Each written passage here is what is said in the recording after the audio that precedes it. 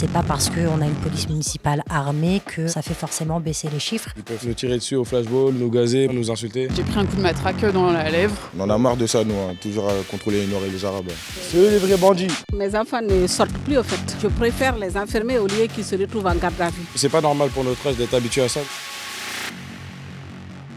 Caméras de vidéosurveillance, police municipale armée, effectifs policiers multipliés par 3. Depuis 2020, le maire de Saint-Denis, le socialiste Mathieu Hanotin, a misé sur le tout sécuritaire. Et 6 ans plus tard, le maire sortant a été vaincu dès le premier tour des municipales par sa gauche. La liste LFI avec le PCF, menée par Bali Bagayoko, a obtenu plus de 50% des voix contre 32% pour le socialiste. Le développement du dispositif répressif par Mathieu Hanotin n'a pas été sans conséquence. Des habitants témoignent et se plaignent d'une hausse des violences policières, voire même d'un harcèlement policier. Alors la sécurité n'a-t-elle comme synonyme que police et surveillance? La gauche a-t-elle cédé au discours droitier, sécuritaire et répressif? Quels sont les défis pour les vainqueurs maintenant à la tête de la deuxième ville d'Île-de-France? Retour sur des enjeux décisifs qui ont dessiné une campagne brûlante. Reportage.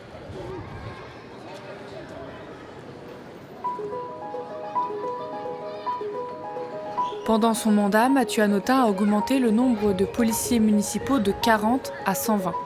Les agents sont dorénavant dotés d'armes létales telles que des pistolets 9 mm et ont bénéficié d'augmentations de salaire.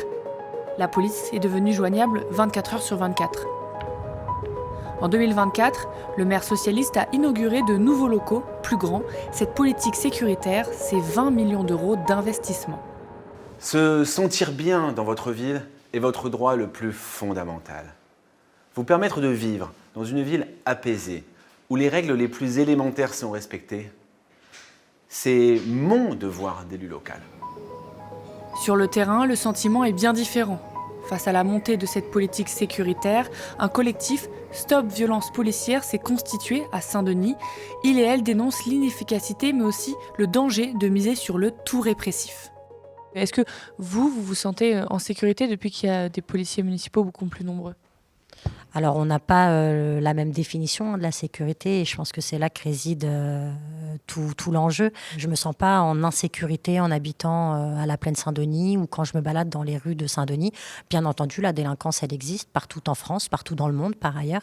Et ce n'est pas parce qu'on a une police municipale armée que ça fait forcément baisser les chiffres. Moi, ce que je remarque, c'est que depuis que cette police municipale est beaucoup plus nombreuse, on a pu avoir une multiplication aussi de témoignages de violences policières qui ont été subies par des habitants, des travailleurs de Saint-Denis. Les témoignages de violences policières se multiplient dans les collectifs dionysiens, mais aussi sur les réseaux sociaux ou dans la presse. Le maire socialiste de Saint-Denis a créé dans sa commune la police municipale la plus offensive de France, qui déborde parfois du champ de la tranquillité publique, écrivait Le Monde en décembre 2025.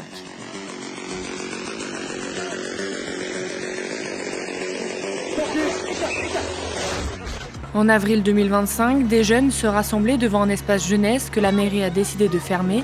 Des policiers municipaux sont arrivés. Ils nous disent de dégager. Il m'a balayé et attrapé par les testicules, témoignent des jeunes dionysiens. J'ai encore durci le ton à l'encontre des regroupements intempestifs, source de nuisances dans un certain nombre de rues du centre-ville. Depuis janvier, de nouveaux arrêtés municipaux interdisent tout regroupement de 4 personnes ou plus, de 12h à 1h du matin, dans l'hypercentre-ville et aux alentours des gares de Saint-Denis. Le 24 novembre 2025, la Ligue des droits de l'homme sonne l'alerte. Dans une lettre adressée au maire, l'association dénonce des pratiques qui nuisent à la confiance entre les citoyennes et citoyens et l'autorité municipale.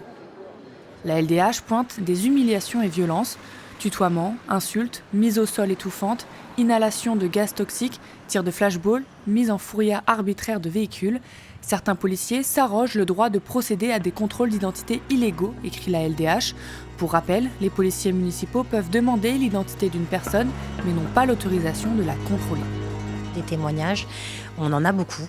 Malheureusement, on en a de plus en plus. Ça va de la personne qui filme et qui se fait violemment repousser, du vendeur à la sauvette qui va se faire contrôler 10 fois dans la journée jusqu'à temps qu'on trouve quelque chose sur lui.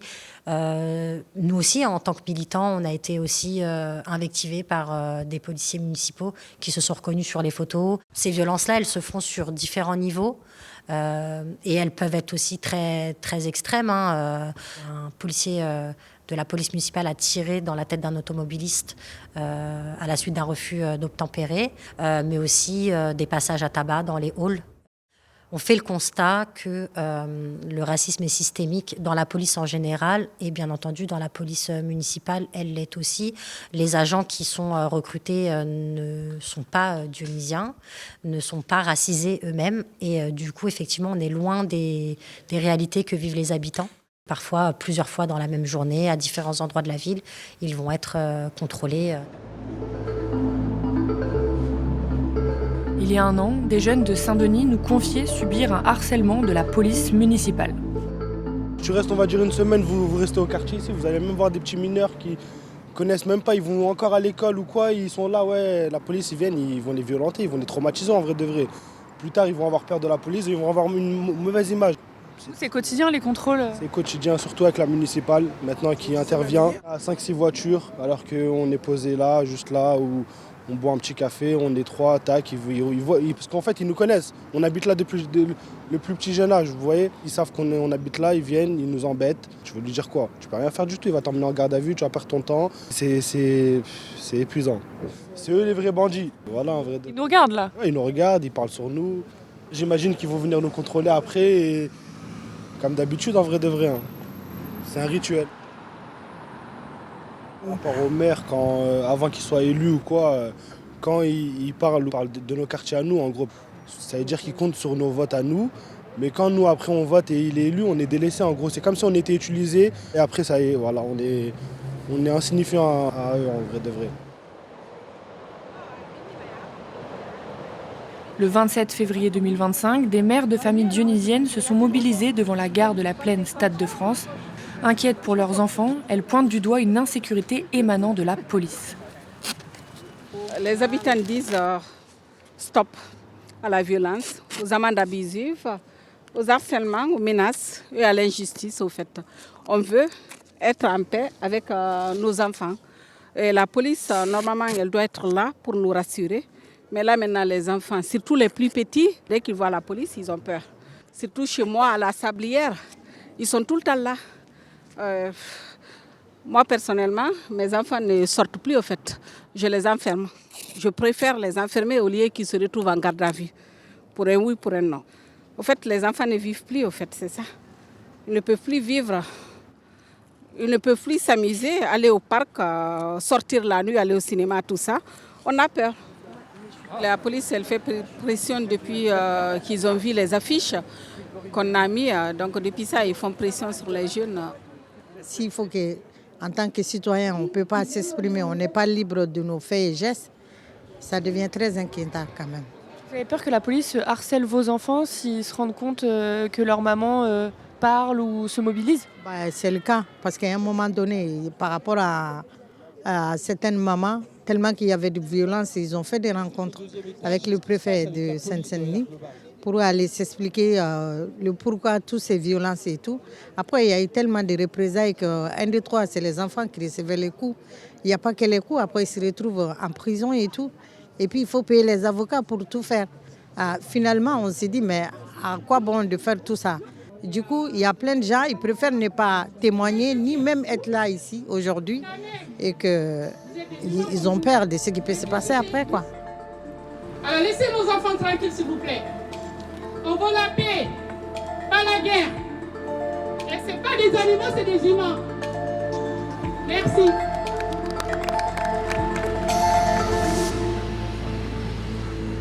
Le maire sortant, candidat à sa réélection, reste convaincu que la politique sécuritaire est la priorité.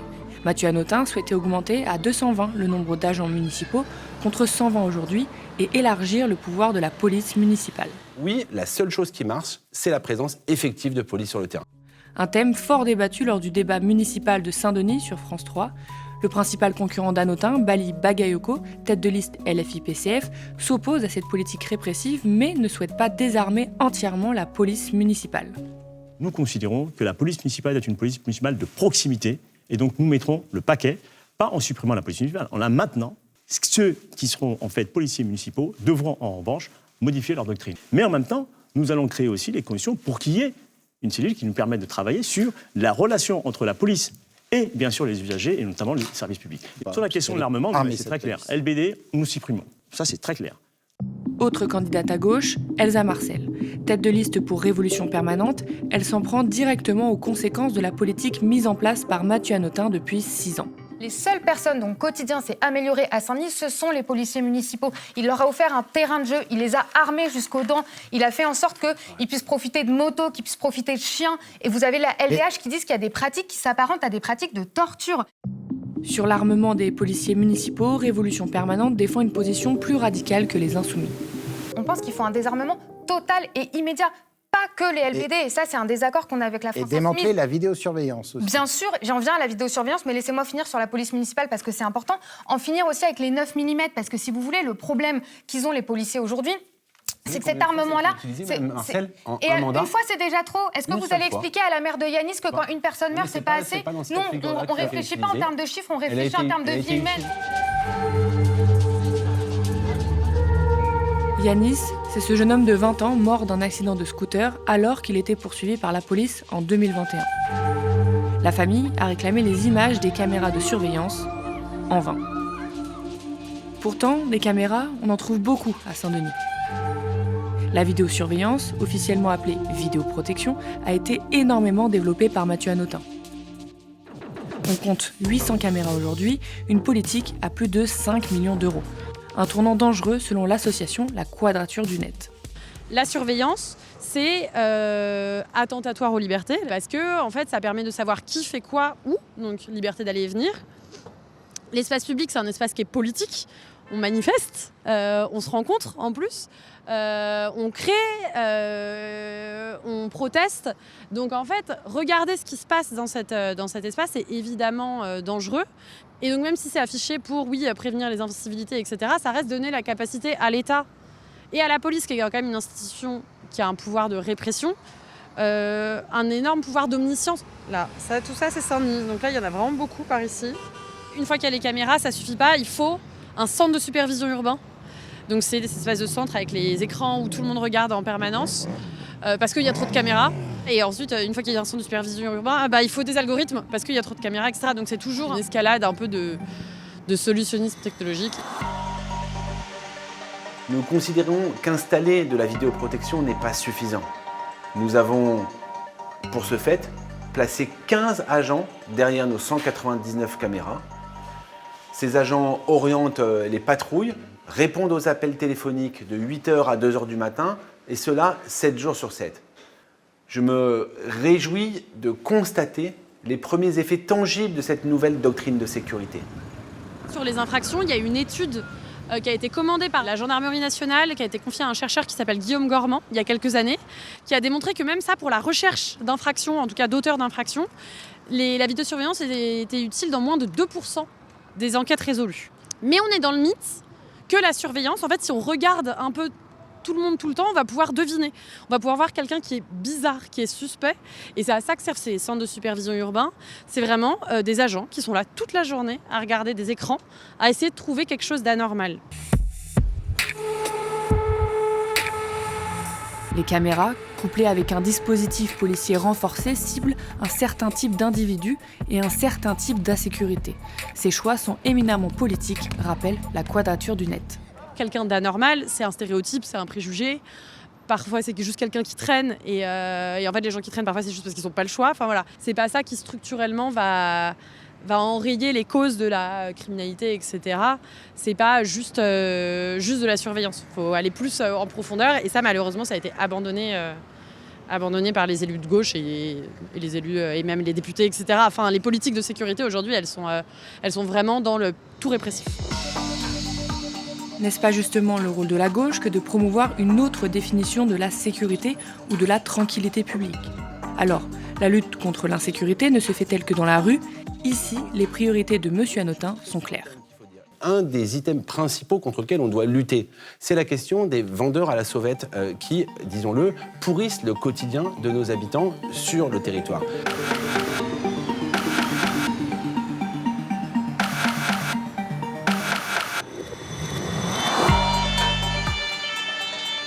Le 29 janvier, Léa assiste à l'interpellation violente d'un vendeur à la sauvette par la police municipale alors qu'elle rentrait chez elle. Cette travailleuse sociale décide de laisser ses coordonnées à l'individu. Elle se fait interpeller à son tour et plaquer au sol par les agents municipaux. Il y avait beaucoup de personnes présentes à la gare et notamment on a vu un coup de pied partir sur sa cheville. Donc beaucoup de personnes se sont mobilisées et ont protesté. Et moi je me suis approchée et j'ai filmé. Et ça n'a pas plu à la police qui a essayé de me repousser. J'ai terminé sur les rails du tramway, plaqué au sol, roulé dans la boue. Et j'ai pris un coup de matraque dans la lèvre. Et j'ai ensuite été embarquée et j'ai fait une garde à vue de 24 heures suite à ça. Et maintenant, c'est moi qui suis convoquée devant le délégué du procureur.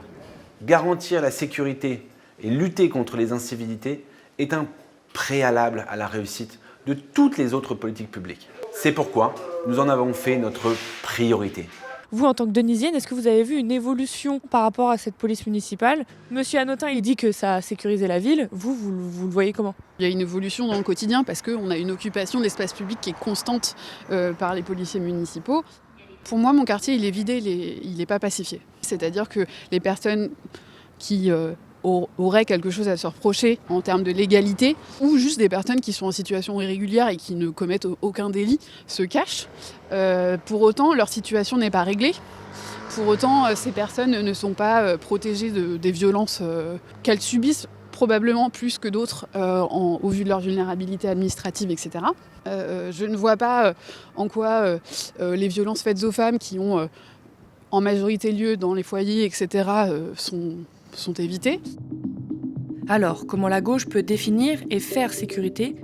Comment sortir de l'idéologie imposée et promue par la droite ? Qu'en est-il de la sécurité alimentaire, financière ou sanitaire ? Nous, notre collectif, on pense que c'est d'abord par le développement des moyens publics dans la prévention, dans l'éducation, c'est-à-dire développer des antennes jeunesse efficaces avec un personnel conséquent, des médiateurs de rue, mais aussi de travailler au niveau social, parce que s'il y a des vendeurs à la sauvette, c'est qu'il existe une précarité et que tant qu'on ne leur permet pas de sortir de la précarité, on ne pourra pas effectivement arriver à ce qu'eux appellent la sécurité. Je pense que c'est d'abord la sécurité des individus qui sont dans la précarité qu'il faut garantir. Les sans domicile fixe, les personnes qui ont des problèmes avec la drogue et qui se retrouvent confrontées à une violence supplémentaire exercée par la police municipale. Le jeu de la sécurité fait bien pour le coup le jeu de la droite et de l'extrême droite, parce qu'aujourd'hui, même pendant les élections municipales, même la droite n'est pas aussi à droite que M. Hanotin sur les questions de sécurité. Pendant sa campagne, Mathieu Hanotin porte pourtant fièrement son bilan. Le socialiste défend une ville qui protège. Il en a fait son slogan. Saint-Denis est une ville qui protège et qui notamment essaye d'être à côté de ses habitants et des habitantes pour à la fois construire des dynamiques, notamment d'un point de vue sanitaire et social, en agissant sur les centres municipaux de santé, par exemple. Mais c'est également Saint-Denis, la plus grande ville de France, qui a fait le choix de faire la cantine gratuite pour ses habitants et ses habitantes. Depuis 2020, les vols violents sans armes ont baissé de 63%, les vols avec armes de 66%. Les violences sexistes et sexuelles, elles, ont augmenté de 75%, ou l'usage de stupéfiants de 111%. Contacté à multiples reprises, M. Hanotin n'a pas répondu à nos sollicitations. La liste 4 portée par Bali Bakayoko. Le 15 mars, Mathieu Hanotin est battu dès le premier tour des municipales. Il n'aura convaincu qu'un tiers des électeurs dionysiens. La liste LFI-PCF de Bali Bagayoko l'emporte avec 50,77% des voix. Cette victoire a notamment été portée par les jeunes et habitants des quartiers populaires. Au quartier du Franc-Moisin, au lendemain des élections, les jeunes sont soulagés mais en attendent aussi beaucoup. Bali Bakayoko, on a vu qu'il avait gagné dès le premier tour. Un coup KO. Un coup KO. On était très contents de son élection aussi. Hein. On est heureux. Maintenant que la loi va changer à Saint-Denis. C'est quoi que vous reprochiez à M. Hanotin? Et la municipale, il faut vraiment leur retirer leurs armes. Hein, parce qu'ils tiraient vraiment partout avec leurs armes. À chaque fois, on n'est pas en sécurité quand ils viennent. Et en gros, à chaque fois, on est posé. Ils peuvent faire des attaques, nous tirer dessus au flashball, nous gazer pour rien, nous insulter. Donc, c'est un quotidien, ça. Même un jour, hein, ils ont tiré sur la gorge à un ami à moi avec leur flashball, là, leur balle de tennis. Là. On en a marre de ça, nous, hein, toujours à contrôler les Noirs et les Arabes. Même en allant à la mosquée, on subit des contrôles. On peut faire des gardes à vue à l'œil, on peut faire des gardes à vue à l'œil parce qu'ils nous confondent avec quelqu'un d'autre. Un jour, on m'a confondu parce que j'avais la même coupe que quelqu'un et j'étais noir. Ils ont dit ouais, tu corresponds à la personne. En fait, on a plus peur parce qu'on est habitué maintenant, mais c'est un quotidien. Et je trouve que c'est pas normal pour notre âge d'être habitué à ça, mais voilà quoi. Établir la confiance entre la police municipale et les Dionysiens, voilà la promesse du nouveau maire, Bali Bagayoko. Une ambition affichée, mais sur le terrain, le défi s'annonce immense. Ils se pardonnent déjà pour tout ce qu'ils ont fait. Hein. Moi, je préfère qu'ils s'excusent. Il faut qu'ils s'excusent. Et après, on verra comment ça se passe. Hein. Ils peuvent veiller sur nous, mais c'est mieux, ils retirent leurs armes et ils arrêtent les arrestations. Vous attendez quoi maintenant du nouveau maire là? C'est vrai que ces derniers temps, on était dans l'ultra-sécuritaire et ça, c'était pas bon ça. Je pense que dans les budgets, il y avait autre chose à faire. C'est important, on en a besoin, mais pas au détriment de la santé, de l'enfance, de la jeunesse qui a été sacrifiée pendant ce mandat-là dernier. Qu'ils mettent plus de choses en place pour nous, pour les quartiers. Plus de parcs, plus de terrains de jeu. Plus d'activités pour les enfants. Des séjours pour les MJ, pour les maisons de jeunesse. Et ils rouvrent des maisons de jeunesse aussi, parce qu'il y en a, ils sont fermés.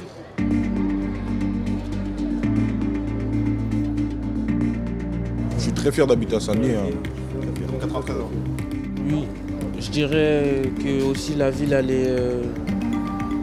il y a de la place pour tout le monde, on accueille tout le monde, on n'est pas des sauvages.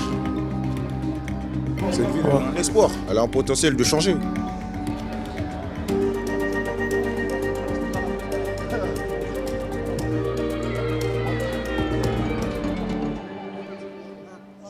On est de retour à Saint-Denis devant la mairie avec Bali Bagayoko, le nouveau maire, et les défis qui l'attendent sont nombreux. Bonjour. Bonjour. On va revenir sur la question de la sécurité ou de la tranquillité publique, c'est justement tout le débat qui est posé.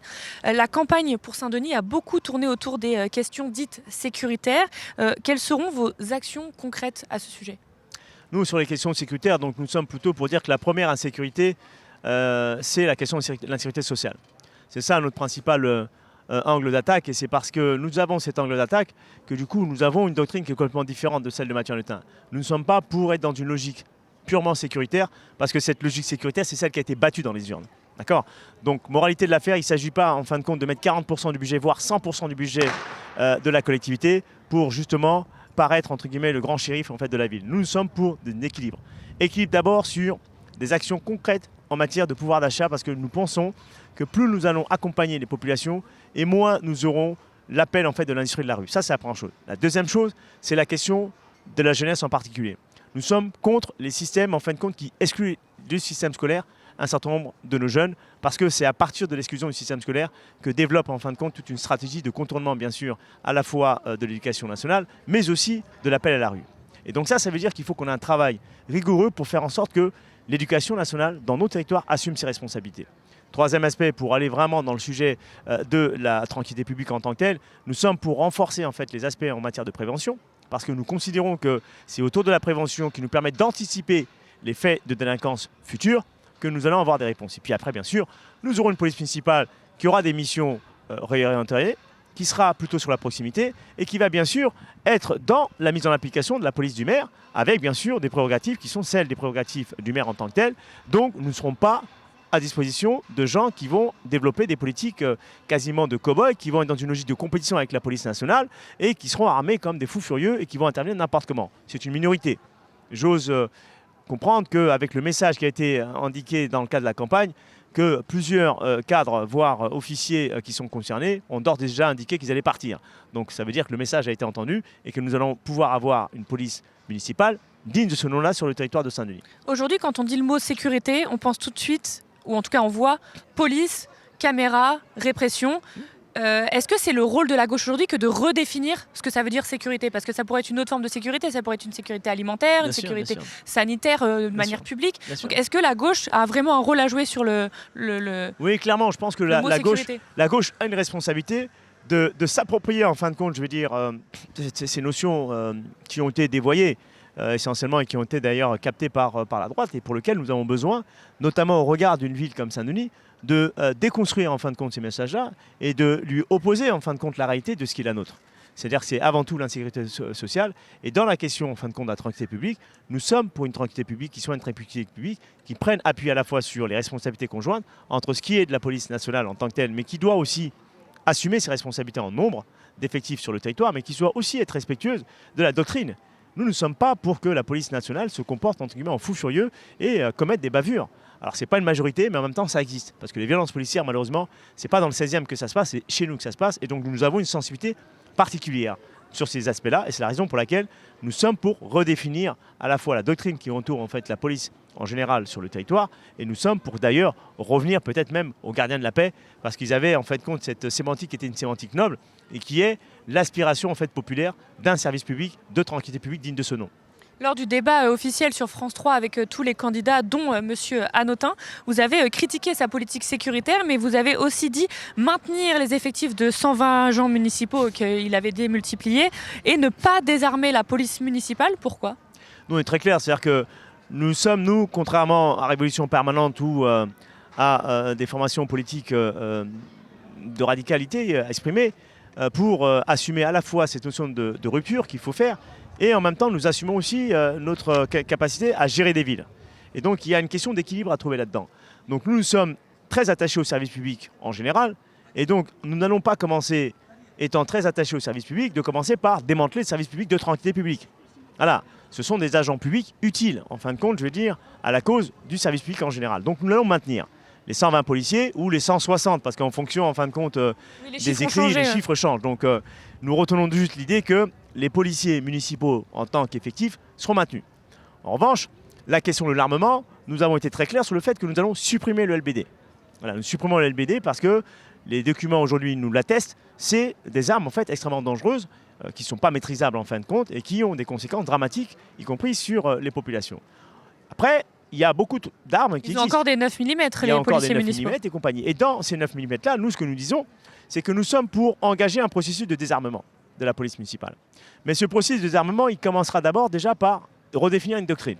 Ensuite, ouvrir un grand référendum ou assise sur la question de la tranquillité publique pour que habitants, acteurs du service public de tranquillité publique, mais aussi des gens qui ont travaillé sur la question, pour justement bâtir une nouvelle doctrine qui nous permettra à la fois de pouvoir recruter sur les bases et surtout permettre que par les recrutements que nous allons avoir, au fur et à mesure, nous ayons moins d'armes, y compris en particulier sur le 9 mm, et que nous revenions à une situation entre guillemets apaisée dans la relation entre les usagers du service public et bien sûr la police municipale que nous avons en tant qu'employeur.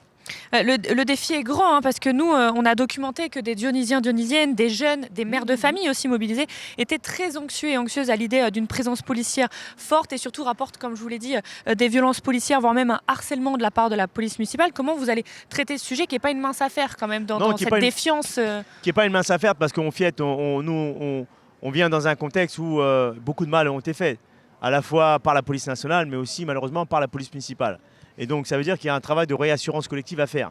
Et ce travail de réassurance collective, il passe d'abord par le fait d'avoir une relation directe en fait, avec la police municipale en leur disant en fait 3 choses. Police municipale de Saint-Denis. Vous avez travaillé en fait sur une orientation qui est une orientation qui a été battue dans les urnes et qui a été contestée. Nous vous demandons désormais de faire partie d'une aventure qui peut permettre de renouer les liens entre la police municipale et la population. C'est ça ce changement de doctrine ? C'est ça la doctrine. C'est plus de l'intervention ? C'est plus de l'intervention, en tout cas absurde, comme ça a été le cas aujourd'hui au niveau de Saint-Denis. C'est une intervention qui était une intervention déjà conjointe avec la police nationale, ça c'est possible, mais chacun dans ses prérogatives. Donc c'est ça en fait l'équilibre, comme ça existe partout ailleurs. Parce que la règle en fait, c'est de ne pas courir en fin de compte avec la logique sécuritaire et ne pas répondre à l'appel en fin de compte de la droite et de l'extrême droite sur le sujet. Parce que ce qui est en train de se passer, l'État se désengage de plus en plus sur les questions de sécurité et renvoie la responsabilité en fin de compte au collectif local. Et dans le même temps, ils baissent en fin de compte les dotations globales de fonctionnement en fait, au collectivité locale. Par conséquent, à terme, c'est l'ensemble des habitants de Saint-Denis qui vont payer l'intégralité de la police sur la ville de Saint-Denis. Là où, dans le 16e arrondissement, c'est encore l'État qui finance. Donc on n'est pas d'accord avec ça. Vous devenez en plus manager de ces policiers municipaux, il faut le dire. Il y a eu une réaction d'Alliance, c'est un syndicat de police très proche de l'extrême droite qui a dit « Les policiers municipaux ne seront pas des variables politiques. À Saint-Denis, l'élection du nouveau maire intervient après une campagne où la place de la police municipale a été largement remise en cause. Les femmes et les hommes qui la composent ont été injustement dénigrés. Nous le disons clairement, les policiers municipaux ne doivent jamais devenir des cibles idéologiques ni des variables d'ajustement. Ils assurent chaque jour la sécurité des habitants et méritent respect, soutien et considération. » Alors c'est un communiqué d'Alliance, ça ne représente pas toute la police nationale ou municipale, mais quand même c'est un gros syndicat au sein de la police. Comment vous réagissez à ce communiqué? Venant d'un syndicat à la fois raciste et un syndicat qui majoritairement vote à l'extrême droite, j'ai envie de leur dire c'est cohérent. Voilà, donc c'est cohérent. Donc en tout cas, ce que je dis juste une chose, c'est que dans leur logique n'est pas la nôtre. Et heureusement que nous savons pouvoir compter sur bon nombre de policiers municipaux qui font la fierté du service public et qui savent c'est quoi être agent d'une fonction publique et en particulier dans un quartier comme un territoire comme les nôtres. Après, juste des petites questions sur des sujets précis qui concernent la localité. Par exemple, sur la question de la vidéosurveillance qui a été extrêmement développée sous Hanotin, qui a coûté plus de 5 millions d'euros de mémoire. Est-ce que vous allez revenir dessus? Ça va être quoi votre politique autour de la vidéoprotection officiellement, mais qu'on appelle aussi vidéosurveillance? Non, sur la vidéoprotection ou surveillance, nous l'idée c'est simple. Il y a 834 caméras aujourd'hui dans la ville. Nous, ce que nous disons, c'est que les 834 caméras n'ont pas vocation à rester en tant que telles, puisque nous allons faire un audit en fait complet sur les vidéos, l'efficacité de ces vidéos, de ces caméras. Et les caméras qui sont efficaces, parce qu'elles sont bien positionnées, parce qu'elles répondent bien sûr à un besoin d'usage en fin de compte, y compris pour la police municipale, voire pour la police nationale, nous les maintiendrons. Voilà. Mais les caméras qui sont inopérantes, alors nous n'allons pas mettre de l'argent pour les démonter parce qu'il y a aussi entre guillemets un usage, même si la caméra ne fonctionne pas, il y a un usage aussi de dissuasion qui peut exister en tant que tel, donc nous n'allons pas les remplacer tout simplement. Mais nous n'allons pas aller dans la logique qui était prévue par le maire qui était de monter à 1500 caméras, ça nous ne le ferons pas. Sur la question aussi des 10 vendeurs à la sauvette, c'était une des priorités de M. Hanotin quand il faisait campagne ou quand il était maire. Il disait que ça pourrissait la vie des Dionysiens. C'est quoi vous, votre positionnement sur cette question? En fait, sur les vendeurs à la sauvette, il y a plusieurs notions, parce que nous avons mis d'ailleurs un aspect d'action en direction des vendeurs à la sauvette. Mais quand on parlait des vendeurs à la sauvette, nous parlions surtout de celles et ceux, par exemple, qui vendent en fin de compte un certain nombre de produits, qui sont des produits qui tuent les gens. Voilà, donc on parle de ça précisément. D'accord. Et donc, dans cet enjeu-là, nous considérons que c'est un enjeu sur lequel nous avons besoin à la fois des services des douanes, parce qu'il y a quand même un certain nombre de méfaits, d'usages qui viennent sur nos espaces publics, qui sont liés au fait que les frontières ne sont pas forcément, entre guillemets, contrôlées de ce point de vue-là. Et donc, du coup, on est bien positionné sur le territoire avec quand même 2 aéroports qui, aujourd'hui, entourent, en fin de compte, le territoire. Et donc, forcément, nous sommes sensibles, en fait, à ces phénomènes-là. Et donc, c'est bien sûr des phénomènes qui, d'abord, répondent à des logiques économiques. Parce que celles et ceux qui aujourd'hui ne trouvent que d'autres solutions que de vendre parfois la mort, c'est parce que qui se font réprimer après. Il y a absolument un vrai sujet d'abord social. D'accord ? Nous devons tenir à la fois la réponse sociale, mais aussi la réponse du cadre légal et cadre notamment qui est aussi sécurité, parce qu'il y a aussi une question de santé pour un certain nombre de nos concitoyens, notamment des jeunes en particulier. Ensuite, il y a un certain nombre d'activités qui sont des activités aussi de survie. Notamment tout ce qui est autour ce qu'on appelle les vendeurs à la brochette et compagnie, mais qui sont avant tout des activités qui doivent être accompagnées et encadrées. Parce que ce sont des gens qui ont de véritables compétences et que ces gens, aujourd'hui, la difficulté à laquelle ils sont confrontés, c'est multiple. C'est à la fois la recherche d'un emploi, mais c'est aussi les difficultés aussi de titre de séjour qui font que ces gens-là, en majorité, ont une difficulté de pouvoir assumer leur responsabilité pleinement entière. Et ce sont des gens qui ont une charge de famille. Et donc c'est la raison pour laquelle nous sommes plutôt pour encadrer, accompagner, et donc avec une logique de distinction entre ce qui relève vraiment purement et simplement de la délinquance en fin de compte nocif et qui ont des conséquences dramatiques sur les gens et pour lesquels bien sûr qu'il faut qu'il y ait une intervention et la nécessité bien sûr d'un accompagnement social. Vous vous engagez à réduire la répression parce que même ceux qui font des activités illégales, etc., ou qui, comme vous dites, conduisent à la mort, c'est des gens aussi qui sont le résultat de la précarité. Qui sont le résultat de la précarité. Est-ce que c'est à eux de payer Et c'est pas à eux de le payer, mais en même temps, il y a un accompagnement à faire pour que justement les conséquences en fin de compte de leurs actes que l'on peut comprendre, y compris sur un plan humain, ne puisse pas non plus perdurer, parce que même si ça peut se comprendre sur le plan humain, ils enlèvent aussi des vies. Et ces vies-là, elles méritent aussi d'exister. Est-ce que vous allez revenir sur les arrêtés de M. Hanotin qui interdisent les regroupements de 4 ou plus dans les quartiers de la gare ou de l'hyper-centre-ville? Oui, mais nous, on n'est pas sur ça. C'est une absurdité totale. C'est être complètement déconnecté de la réalité concrète, en fin de compte, je veux dire, de Saint-Denis et de Pierrefitte. On est au cœur, en fin de compte, d'une ville où la majorité en fait, de la vie se passe aussi à l'extérieur. Quand vous avez des situations de logement où moi j'ai grandi en fait dans une famille, on est 8 dans la famille, dans un F4. Et que quand toute la famille est réunie dans la famille, on est un peu dans les équités. Et donc le temps qui est complémentaire en fin de compte à mon logement, c'était le hall. C'était parfois à l'extérieur. Donc on passait beaucoup de temps, on était ensemble là-dedans. Et c'était valable pour plein de mes cousins, de mes cousines et des amis. Donc le groupement, nous allons revenir dessus parce que nous pensons que c'est un non-sens total. C'est être complètement déconnecté de la réalité en fin de compte des gens. En revanche, que les attroupements ne puissent pas nuire à la fois à la vie des gens, c'est-à-dire que les nuisances et choses comme ça, oui, ça nous allons agir. Mais il y a d'autres manières d'agir sur ça que pour porter un arrêté, pour ensuite créer des conditions pour que la police municipale intervienne n'importe comment et qu'on crée en fin de compte des difficultés supplémentaires à déjà une difficulté qui est en réalité une difficulté à la fois de maîtrise de l'espace public. Merci beaucoup, Bali Bagayoko. Merci bien. Et merci à vous d'avoir suivi ce grand reportage. Vous savez, on peut faire des longs formats comme ça que grâce à vous, à votre soutien. C'est le prix d'une information libre et indépendante. Alors rendez-vous sur soutenez.lemediatv.fr. À très vite.